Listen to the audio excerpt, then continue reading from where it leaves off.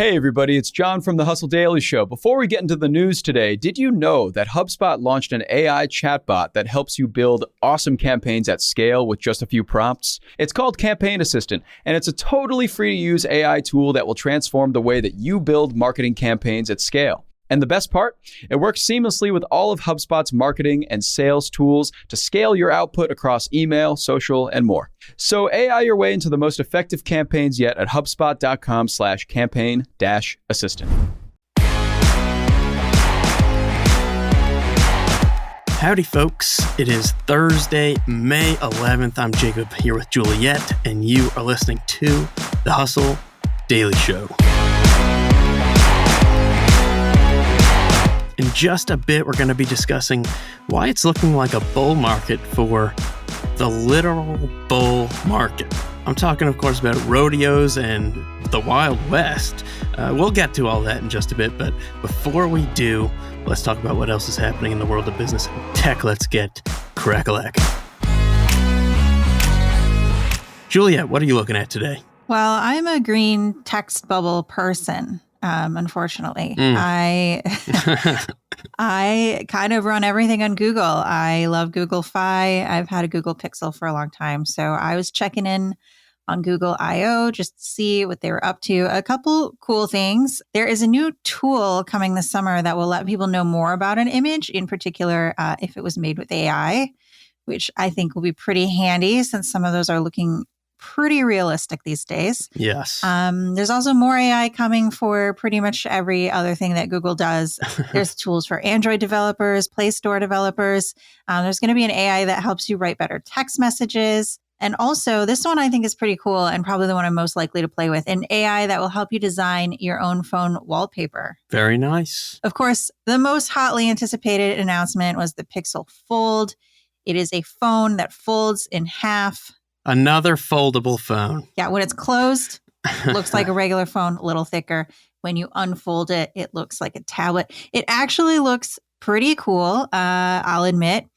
And you can pre-order it now, but it will cost you about $1,800, which is 3 times the price of the perfectly acceptable Pixel 7. Yeah, but a fold, we all know a fold is priceless, right? Yeah, exactly. It's like, how cool do you want to seem at the next party?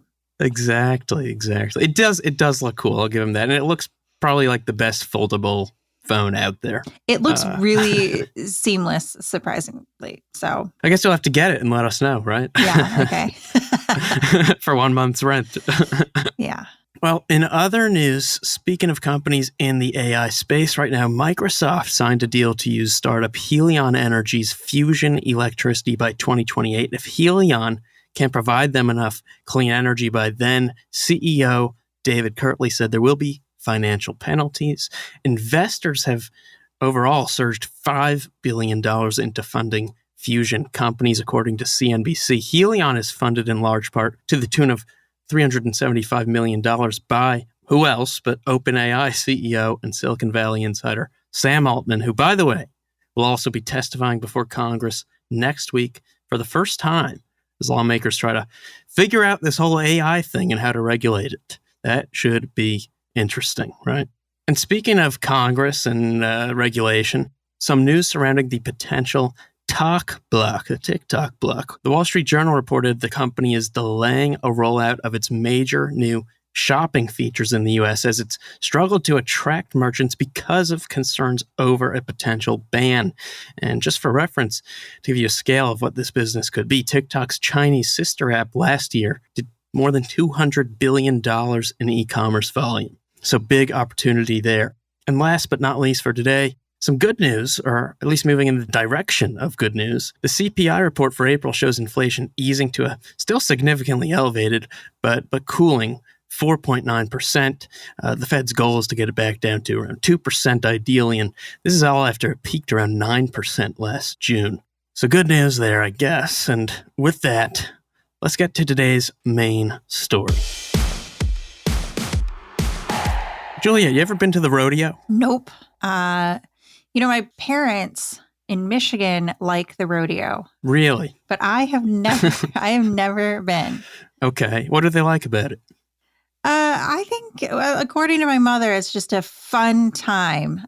I think she really likes horses, which is probably not the main part of the rodeo, but I don't really know, honestly. Well, listen, I feel like they're increasingly not alone in that regard, because I think now, perhaps more than ever, cities across the U.S. are looking to bring the rodeo to town.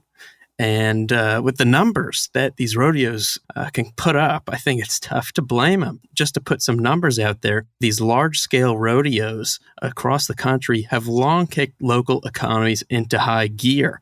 For instance, the Calgary Stampede, this is in Canada, says it brings $540 million into Alberta. The 2019 Houston Livestock Show and Rodeo saw $227 million in local economic impact. A few others, the Dixie National Rodeo in Jackson, saw $50 to $60 million in economic impact. Fort Worth Stock Show and Rodeo, around $142 million. The National Western Stock Show in Denver, more than $130 million. This is pretty impressive, and I think something we should probably look even deeper into, maybe for a larger story. As for the riders themselves, the Wall Street Journal reported last year they're making around $75,000 on average, with dozens roping in more than $100,000. And that riders could actually double their pay if they join a professional bull riders PBR team, which includes, for instance, a team like the Missouri Thunder, who are owned by Bass Pro Shop CEO Johnny Morris, who's worth a cool $8.3 billion. So what is exactly the professional bull riders? Yeah, well, it's kind of like a pro bull riding league. For some history, PBR, as it's known, launched in 1992 with $1,000 investments from 20 riders. And long story short, it was eventually acquired by media conglomerate Endeavor in 2015 for $100 million. So pretty good, pretty sweet deal. Right. That makes sense. And right, it makes sense. If you think about Endeavor, they're no stranger to turning what some might call kind of like niche sports into very lucrative media franchises. They already own UFC. They recently signed an agreement to acquire a controlling stake in WWE. And I think the most interesting thing here is this is all kind of under the backdrop of lots of growth and interest in this idea of the American West. Mm-hmm. You know, in recent years, arguably no one thing has helped stir up, pun intended, renewed interest in the Western industry, broadly speaking, more than the show Yellowstone. Have you watched Yellowstone? I have not. Okay. But I am going to tell you in a bit about another show that I have watched. Good. Good. Yeah.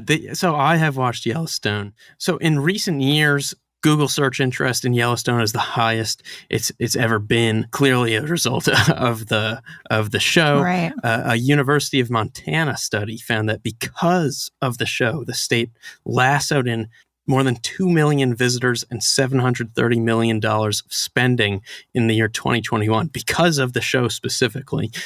And the interesting thing, though, the unfortunate thing in some ways, the show may have also exacerbated a local housing crisis in Montana, inspiring these kind of wealthy transplants to move to Montana. The median price for a condo in Bozeman was up 61% year over year in April 2022. Habitat for Humanity has called it a housing crisis. And the ironic part is half of the show, Yellowstone, is about this exact problem. But yeah, what show are you thinking of? So I watched the show. It only has one season so far, I think on Amazon, called Outer Range. And okay, it's so I'm not like a big American West person, but I do love the wild or the Weird West genre, which is when like you mix a Western with anything else. I like that. And this one's pretty strange. It's about a rancher in Wyoming who finds a big hole in the middle of his property that, is just mysterious. Where does it go? What does it do? No one knows. But the reason this story reminded me of it is that one of his sons is trying to be a professional bull rider. And there's a lot of scenes where it's a dangerous job. Yeah, you could say that. I always almost cringe when I watch someone riding a bull because it's just like, at what point are you going to get thrown off and break your arm? And And there's a lot of that in that show. And I get it. I get like the actual American Rust is there's a lot wrong with it, obviously. But I sort of get the appeal when somebody's like, yes, I want to leave the city and I want to go to Montana or Wyoming and I want to sit under the big open sky and I want to look at a horse. Like I definitely understand that appeal that people have for it. Yeah, I think you're totally right. I'm sure that was exacerbated when everyone was at home in the pandemic. And I guess that just means that this industry, the Western industry at large, the rodeo industry, is set up really well to capitalize on all this interest. It's pretty wild. The Wild West. It's pretty wild. And bada bing, bada boom. That's going to do it for us today, folks. Thanks for tuning in to the Hustle Daily Show. We're a proud part of the HubSpot Podcast Network. Our editor today is Ezra Trupiano. Our executive producer is Darren Clarke. We've got a lot more tech and business coverage in our newsletter, and you can sign up for it at thehustle.co/email. Hope you have some Thursday. Go on, get out of here. We'll see you tomorrow.